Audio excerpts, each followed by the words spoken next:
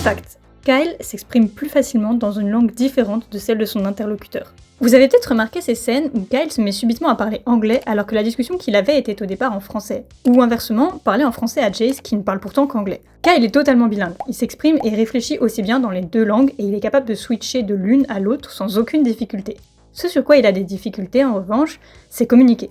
Il a beaucoup de mal à exprimer ses sentiments, dire ce qu'il ressent, affirmer sa colère, c'est ce qu'il explique à Jace lors de la fameuse scène où celui-ci lui apprend à crier sur la plage. Très souvent, il reste silencieux face au discours de son père, même lorsqu'il en pense plein de choses. Et vous avez pu voir à quel point il avait aussi du mal à dire les choses à Jace. Pour lui, s'exprimer dans une langue différente de celle de la conversation au départ, c'est un moyen de créer un décalage, mettre de la distance entre lui et son interlocuteur qui parfois n'est même pas en mesure de comprendre ce qu'il raconte.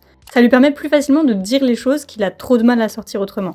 Vous aurez peut-être remarqué qu'il effectue ce changement systématiquement lorsqu'il explose, que ce soit de colère, de tristesse ou de peur. Bref, lorsque les sentiments qu'il exprime sont à leur paroxysme.